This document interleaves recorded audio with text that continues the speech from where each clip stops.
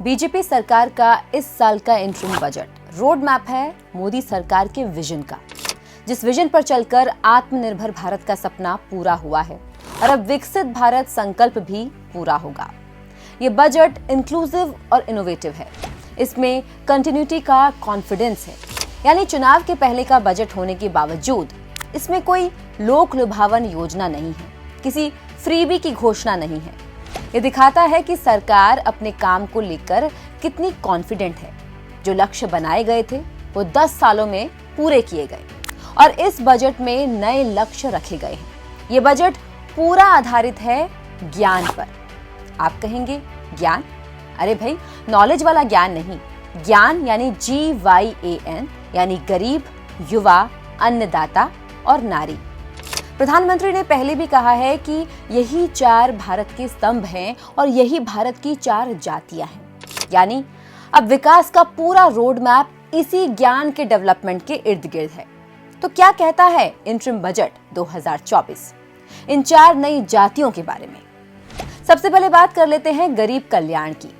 सालों से सरकारों का नारा रहा है गरीबी हटाओ, लेकिन सही मायनों में इस पर किसी ने काम किया है तो मोदी सरकार ने हाशिए पर खड़े लोगों को सशक्त किया, स्किल डेवलपमेंट से, आर्थिक सहायता देकर और स्वच्छता, घर, शौचालय जैसी मूलभूत सुविधाएं यानी कि ईज ऑफ लाइफ देकर।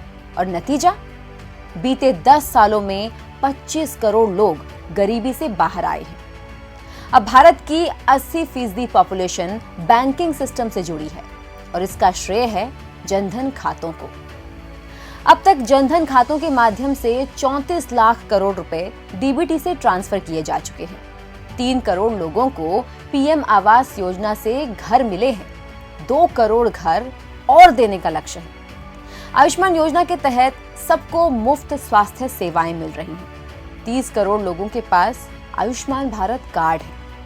78 लाख स्ट्रीट वेंडर्स को स्वनिधि योजना के तहत रजिस्टर किया गया है, जिन्हें आर्थिक सहायता भी मिल रही है। पहली बार विश्वकर्मा योजना के तहत हस्तशिल्पियों को प्रोत्साहन और सहायता दी जा रही है। और इन सब से समाज के सबसे निचले तबके को आगे बढ़ने के अवसर मिल रहे हैं। यही है पीएम मोदी के सबके साथ और सबके विकास का विजन। गरीबों के बाद बात कर लेते हैं युवाओं की, यानी कि अमृत पीढ़ी की। आज की अमृत पीढ़ी ही कल के विकसित भारत की बैकबोन होने वाली है। लिहाजा युवाओं के लिए अवसर, शिक्षा और रोजगार बेहद महत्वपूर्ण है। बीते 10 सालों में 3000 नए ITI के माध्यम से 1.4 करोड़ युवाओं ने स्किल डेवलपमेंट किया है। देश के हर जिले में पीएम श्री विद्यालय की योजनाएं हैं, जिससे छात्रों को क्वालिटी एजुकेशन मिले और उनका सर्वांगीण विकास हो। बीते 10 सालों में देश में 7 नए IIT, 16 IIIT, 15 एम्स, 390 नई यूनिवर्सिटीज की स्थापना हुई है। युवाओं को स्टार्टअप और स्वरोजगार के लिए 43 करोड़ मुद्रा लोन दिए गए हैं। अब बात कर लेते हैं अन्नदाता यानी किसानों की। भारत की 60% से ज्यादा आबादी खेती या खेती आधारित बिजनेस पर निर्भर करती है। ऐसे में एग्रीकल्चर हमारी अर्थव्यवस्था का सबसे इम्पोर्टेंट पार्ट है और उतने ही महत्वपूर्ण हैं हमारे किसान यानी अन्नदाता। प्रधानमंत्री नरेंद्र मोदी का पूरा जोर टेक आधारित मॉडर्न कृषि पर है। उसके लिए सरकार ने बीते 10 सालों में कई काम किए हैं। मार्जिनल किसानों को सरकार आर्थिक सहायता भी दे रही है। नमो किसान के जरिए 11 करोड़ 80 लाख किसान इसका लाभ उठा रहे हैं। फसल बीमा योजना में अब तक 4 करोड़ किसानों ने रजिस्ट्रेशन करवाया है। देश की 1361 कृषि मंडियों को ई-नाम यानी ऑनलाइन एग्रीकल्चर मार्केट से जोड़ा गया है, जिससे 1 करोड़ 80 लाख किसान 3 लाख करोड़ का कारोबार कर चुके हैं।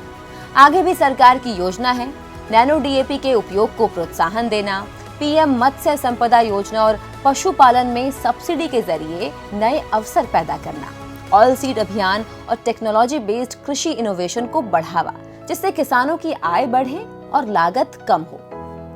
अन्नदाता के बाद नंबर आता है नारी यानी महिलाओं का। प्रधानमंत्री नरेंद्र मोदी सिर्फ वर्कफोर्स में महिलाओं की भागीदारी की बात नहीं करते, बल्कि वो विमेन लेड डेवलपमेंट की बात भी करते हैं, यानी लीडरशिप रोल में महिलाएं। और इसके लिए हर क्षेत्र में सरकार महिलाओं को प्रोत्साहन दे रही है। बात चाहे ट्रिपल तलाक विरोधी कानून की हो या फिर संसद और विधानसभाओं में महिलाओं को 33% आरक्षण की। 10 करोड़ से ज्यादा उज्ज्वला कनेक्शन, 3 करोड़ पीएम आवास, मुद्रा योजना, सभी वेलफेयर स्कीम में सबसे ज्यादा लाभार्थी महिलाएं ही हैं।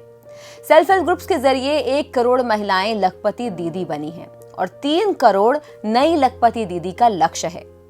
9 से 14 साल की सभी लड़कियों को सर्विकल कैंसर वैक्सीनेशन कैंप में शामिल किया जाएगा। आशा दीदी और आंगनवाड़ी कार्यकर्ताओं को भी आयुष्मान भारत में शामिल किया गया है।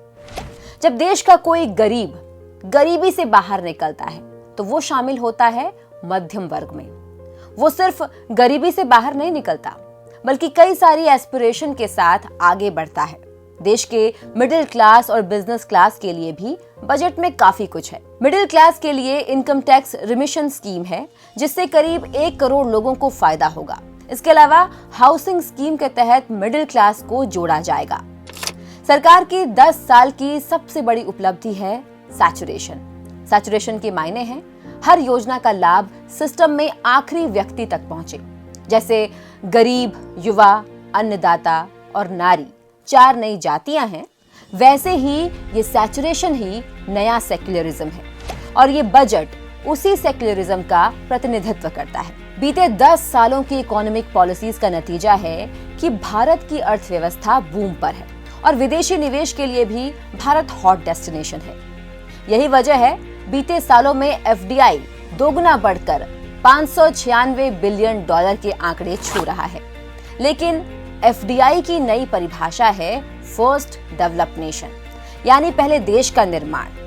विकसित भारत की कल्पना बेहतर इंफ्रास्ट्रक्चर के बिना संभव नहीं है और इसीलिए इंफ्रा के लिए 11 लाख करोड़ से ज्यादा का केपेक्स रखा गया है, जिससे रेलवे, पोर्ट, टूरिज्म, हाईवेज सबको गति शक्ति मिलेगी। नई वंदे भारत और नमो भारत जहां भारत की स्पीड बढ़ाएंगे, जिससे न केवल विकास होगा बल्कि रोजगार के अवसर भी बढ़ेंगे। विकास के ये सभी मानक अधूरे हैं जब तक ये विकास सस्टेनेबल ना हो, यानी ग्रीन डेवलपमेंट। इसी को ध्यान में रखते हुए सरकार कई योजनाओं पर काम कर रही है, जिसमें प्रमुख है रूफटॉप सोलर पैनल, जिसके तहत 1 करोड़ घरों में सोलर पैनल लगाए जाएंगे, जिससे न केवल बिजली की बचत होगी बल्कि लोगों को 15,000 से 20,000 तक की आमदनी भी होगी। कुल मिलाकर अगर भारत की अर्थव्यवस्था की बात करें तो ये वक्त भारत का वक्त है। पूरी दुनिया की निगाहें भारत की तरफ है।